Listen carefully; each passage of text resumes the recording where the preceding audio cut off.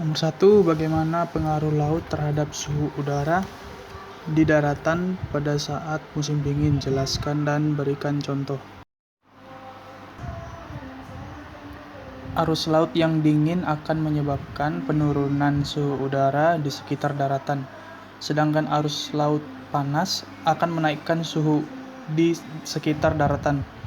Arus yang mengarah ke wilayah kutub pada umumnya bersifat lebih panas daripada lingkungan di sekitarnya, sehingga dinamakan arus panas. Sebaliknya, arus yang menuju ke wilayah ekuator pada umumnya bersifat lebih dingin daripada lingkungan yang ada di sekitarnya, sehingga dinamakan arus dingin.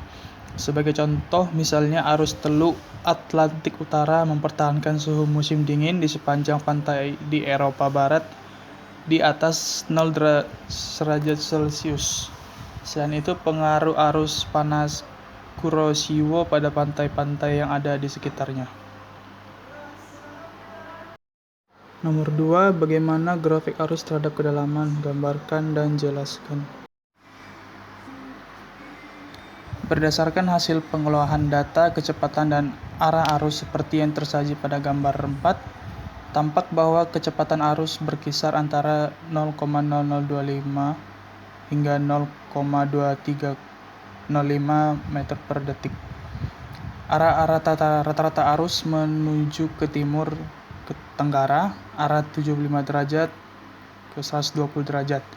Dari grafik terlihat bahwa ketika kondisi muka laut pasang atau menuju pasang, maka kecepatan arus kecil atau mencapai minimal dan sebagian arus bergerak ke selatan barat daya 150 derajat ke 250 derajat.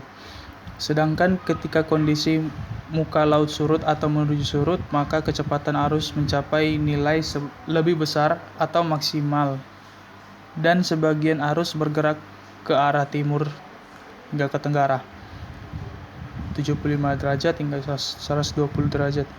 Oleh karena tipe pasut perairan Grati adalah campuran condong ke harian ganda, maka pada saat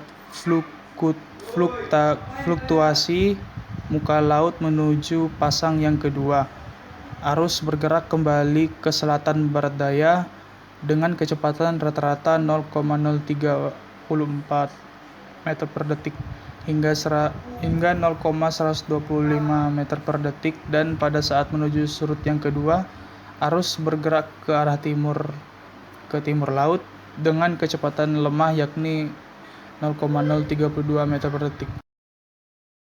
Nomor 3, ada kalanya PDAM sebagai air baku yang digunakan warga kota Pontianak untuk kegiatan MCK menjadi sangat asin.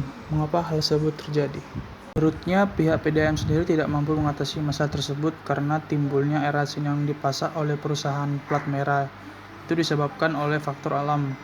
Menurutnya, persoalan air asin bukan hanya terjadi pada tahun ini, tapi sudah terjadi setiap tahunnya ketika terjadinya musim kemarau panjang. Namun, karena minimnya anggaran yang dimiliki perusahaan tersebut selama ini, membuat pihaknya tidak bisa mengambil tindakan konkret seperti memindahkan intake ke tempat lebih tinggi.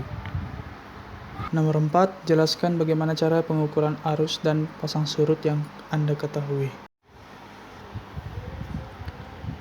Ada 4 cara mengukur arus dan pasang surut. Yang pertama, mengukur pasang surut air laut dengan cara memasang papan bak meter pada tiang beton di bawah dermaga dan di daerah yang dangkal. 2. Ikat bak meter menggunakan kawat dan dipasang paku menggunakan paku beton.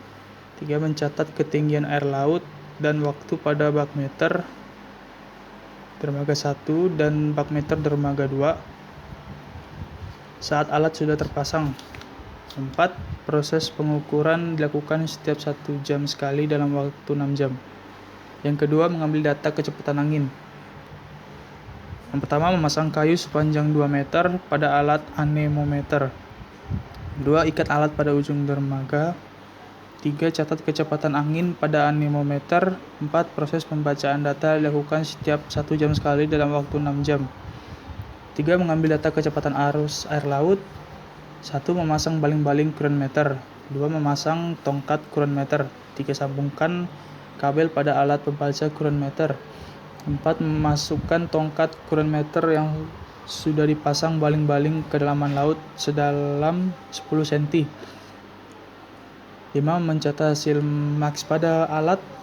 6. Proses pembacaan data dilakukan setiap 1 jam sekali dalam waktu 6 jam.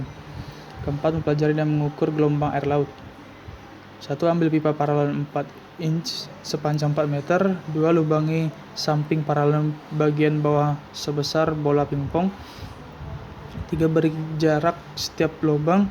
4. Pasang paralon pada badan dermaga beton dengan setengah paralon masuk ke dalam laut. 5. Masukkan 2 botol 1,5 liter ke dalam paralon. 6. Masukkan pipa kabel sepanjang 2 meter yang sudah diberi angka meteran. 7. Catat panjang serta pergerakan gelombang pada pipa kabel. 8. Proses pembacaan data dilakukan setiap 1 jam sekali dalam waktu 6 jam.